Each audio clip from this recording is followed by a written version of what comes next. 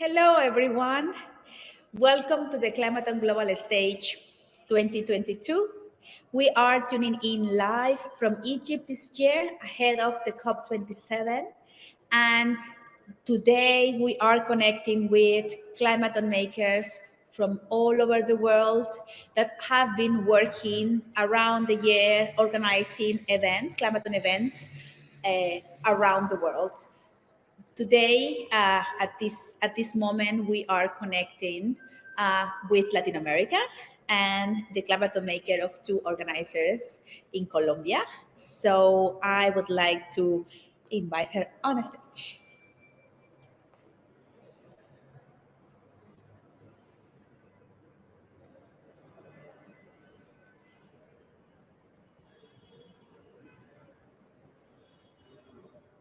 Hello, Paola. Are you with us? Hello, Samantha. I'm here. Amazing. Welcome to the Climathon Global Stage. Thank you for connecting with us today.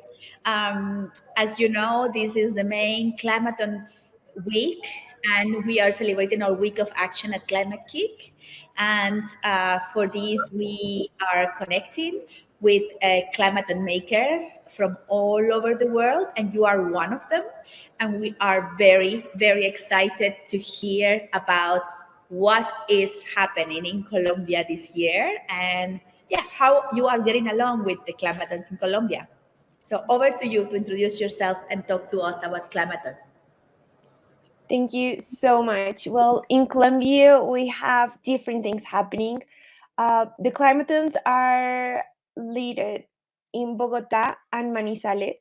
These two climatons are very special for us because what we are doing is we have an open call. We are focusing on young climatons.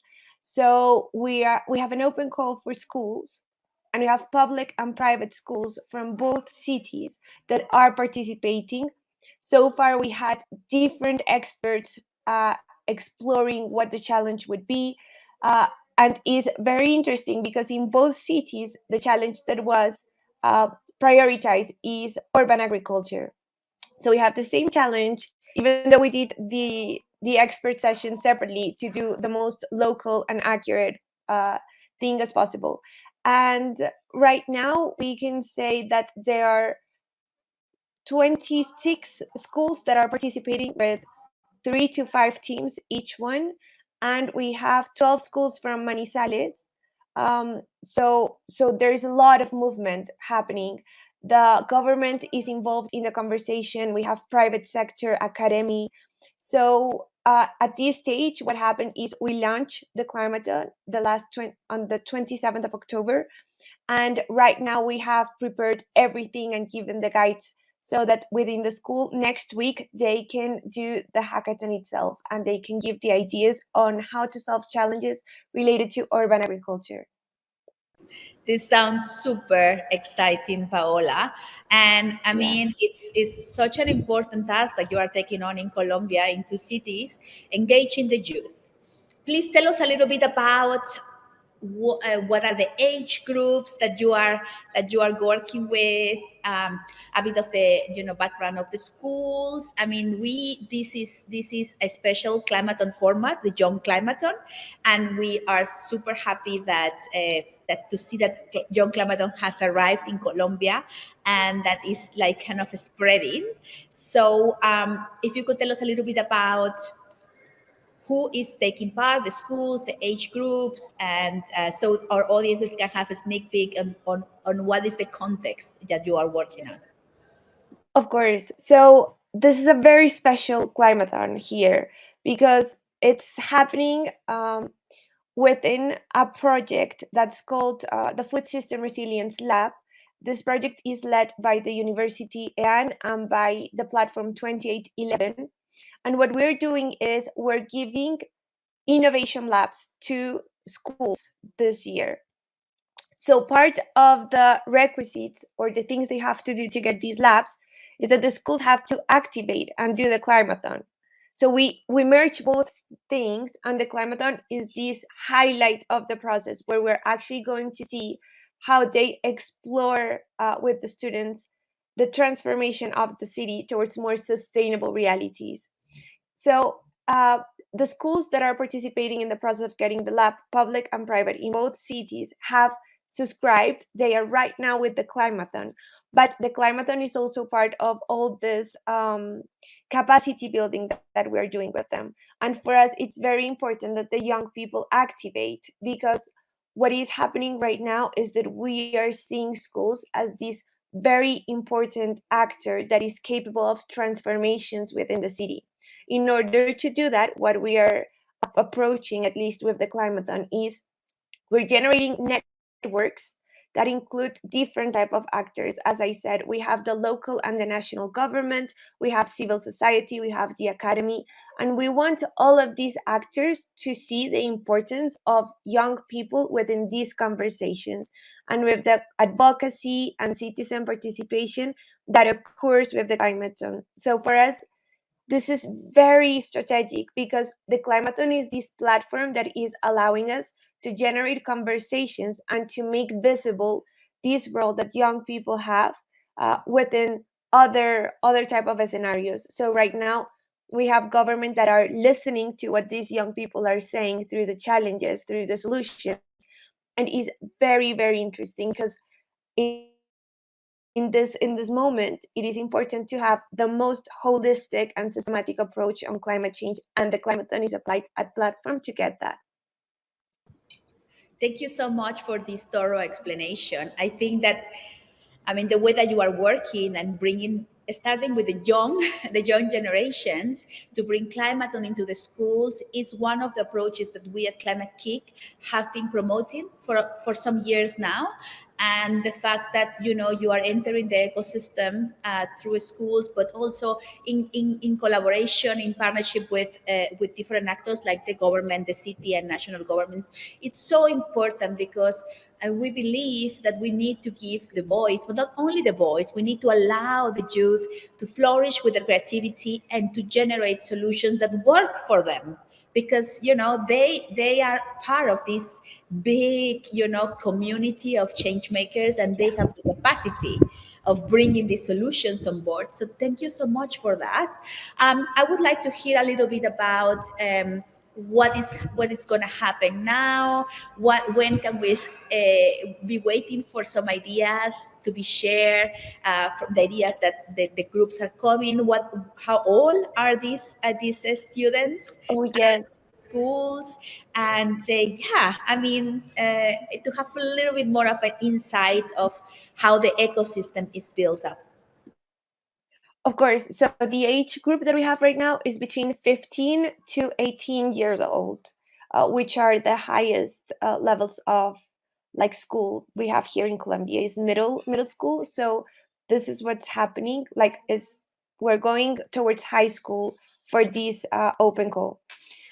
In terms of what will come next, this week on the 3rd, we start the journey of generating these ideas. This is going to be a 2 days journey where technical support is going to be given, the experts will be connected, everything is going to be set up so that within the schools, with teachers that are leading the process from the classrooms, they will be able to generate these ideas. All the backstage has been set. Experts have talked about the challenge of urban agriculture in both cities. They understand what the challenge is, and with this like set of the stage, they will be able to develop these ideas next week. After the process is done, we are set to generate like a methodology of classifying the best groups within schools. And on the 19th of November, we're going to have because this is virtual, so we're going to each city live, and in person we're going to have the awards of both Climathons. So we will be on the 19th on Manizales, on the 22nd on Bogota, and in these spaces we are going to say which groups were the best, but we will also recognize the importance of the rest of the participants, like telling them why this was important and the change that they did as change makers for each of their cities. Wow, it's a whole process and a whole week of Yeah. action for you starting next week. For us, this is our week of action, and we are tuning live from Egypt. Because in actually the week after next, there is the COP27 happening here in Egypt, and we just want to start raising awareness. And there is no better way to do it with like true real examples of action like you are taking in Manizales and Bogota. I would like to dip a little bit into why agriculture, like food systems within the city, why do you think that they both came to the same kind of a challenge, and perhaps it has something to do with the Colombian ecosystem? I just would like to hear more about that. Well, I think there's this external factors that right now are visibilizing the need to strengthen food security. And after the pandemic, with different international conflicts that are happening, a lot of the food production has been affected here in Colombia, and I imagine in different parts of the world. So, right now, what we have identified is that food systems are one of the biggest actors that are generating emissions within the global warming situation. In this part, what we see is that within food systems, people here in the cities are seeing how it is important to activate as urban spaces to understand how they can like fortify or they can at least adapt towards food production. But food production itself isn't the only challenge that we have. Like the whole food chain right now is very vulnerable.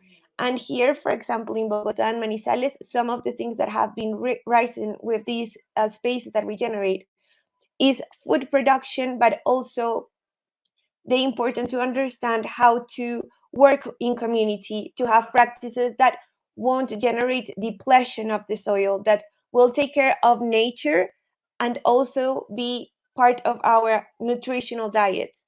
So by merging these two things together, we see that the way we are using resources for food production is very important, and that maybe if we bring that production to the cities also and we make better use of spaces that right now are just left alone, and we generate this as an opportunity to bring communities together, we can solve different challenges that are happening at the same time that we contribute to lowering down emissions that right now, like we see and we can actually have data within Colombia that the use of the land and bringing food from other places is one of our biggest challenges.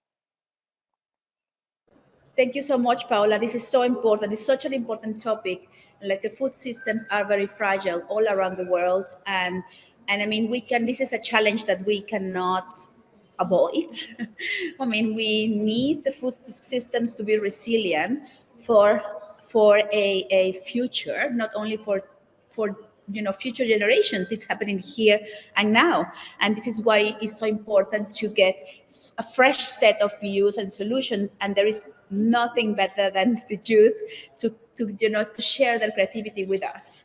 um, Paula, well, I think that the next step that we are super super keen in following, it's what are the solutions that the students will be coming up with next week, and Yeah. uh, and I hope that we can get the chance for you to share that with us. And if there is anything, a message that you would like to give to our audiences, if there is any way that you would like to engage with our stakeholders, please, you can share this message now. Well, I think that something very important that you mentioned is the fact that we are in this time of the year where the COP is going to be taking place and it will be activated.